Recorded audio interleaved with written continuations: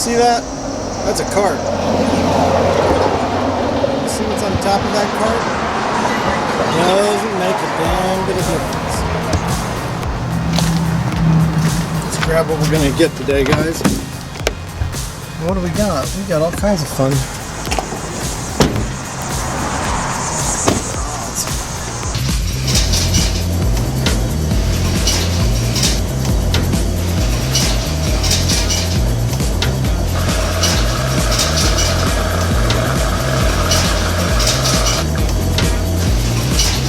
Hear that? That's the sound of money. You wanna know what the sound of money is? That's it. Ching, ching, ching, ching, ching. Ching, ching, ching, ching, ching.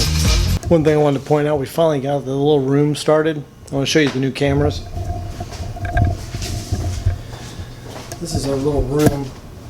I know it's not much, but this is what we got.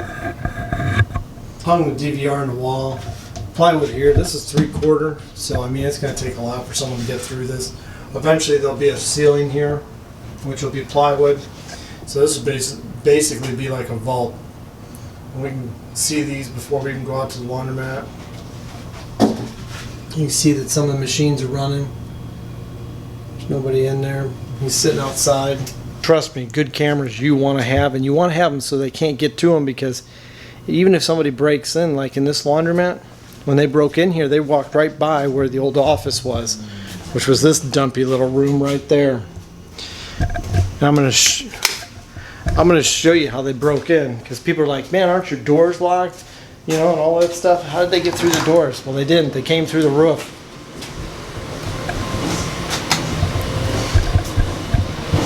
Now I had bolted this door up because we don't use it, but I wanted to make sure they couldn't pull it open. And what they did, right up there, you see that daylight? Basically came through up there. There's a hole up there. So they hoisted themselves up on the roof, then they broke through a dryer vent that exhausted onto the roof. They came down through there, and then they took out this door right here behind me. And you'll see here how this door's nothing. This isn't a really strong door, but you can see where they just kicked it right in. And that's how they got in. If they want in bad enough, they're getting in. So now we have to fix all that. Now I'm going to show you how they got on the roof, because you're like, well, Jesus, how the hell did they climb up the roof? They bring a ladder? No. This video was made possible by Norton's Soap Supply. Check them out.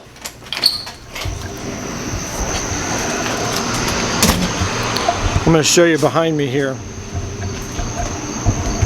See that gas meter? You see that pipe there? The people that had this laundromat before me, they built this laundromat and then they built this garage afterwards. So the laundromat was here, the building was a chicken restaurant, and so we had electrical through there to their garage. But this guy jumped up on here, put his hand up there, and just hoisted himself on up. Like I said, every time I think I got it fixed, somebody can prove me wrong. So now what we got to do is we're gonna cut out that pipe and we're gonna run it down under where the sidewalk's gonna be there, because that's stupid to have it like that.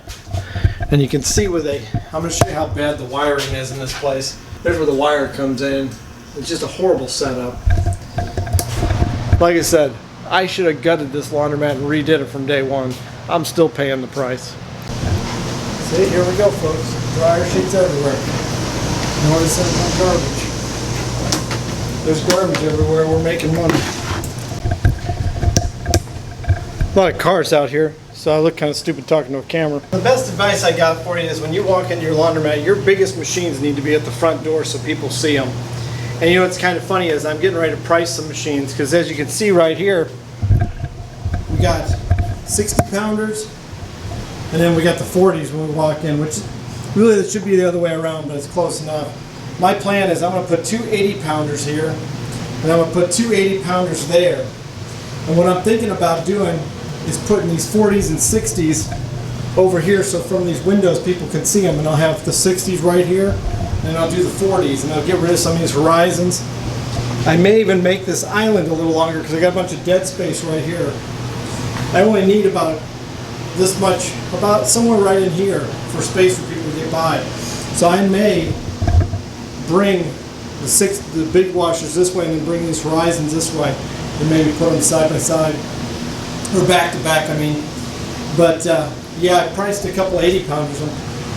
It's crazy what these machines cost. I've told you guys the numbers, and you just, people are like, they can't believe they're that much.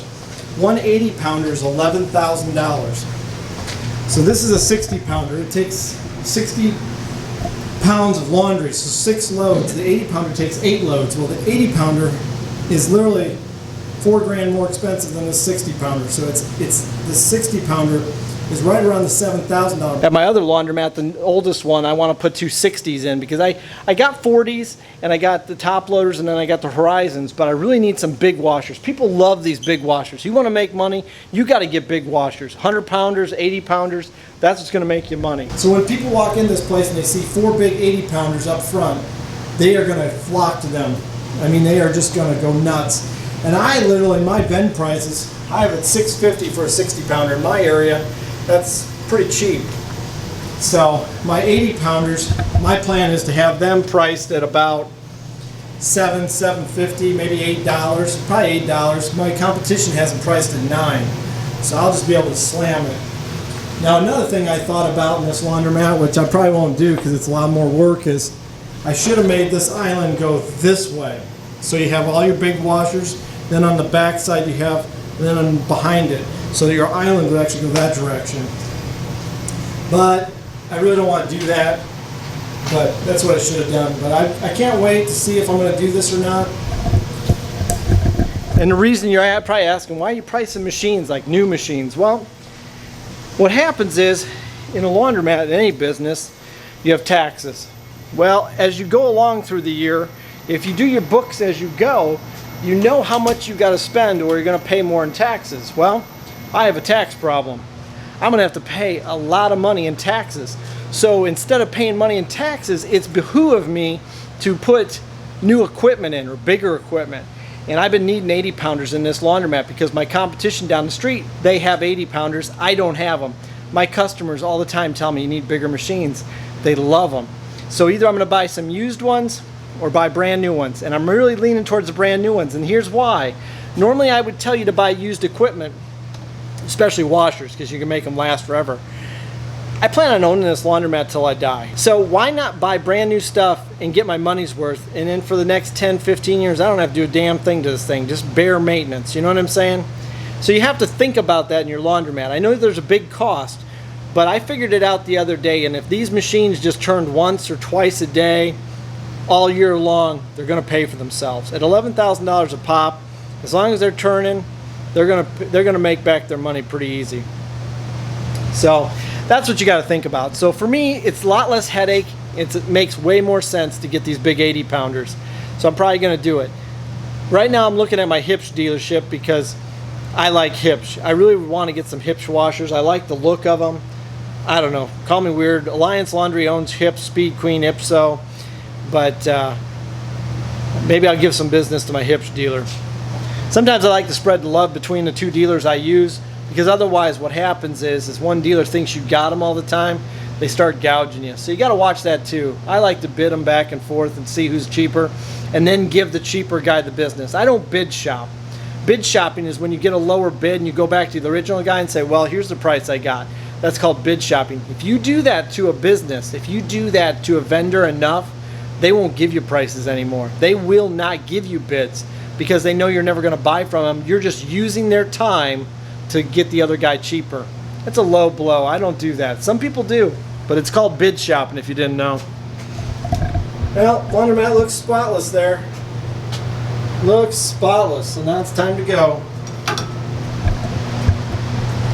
Now I know what you're wondering, are those 4K cameras? No, the cameras that came in the kit aren't 4K, but you can buy a 4K camera and put it into that.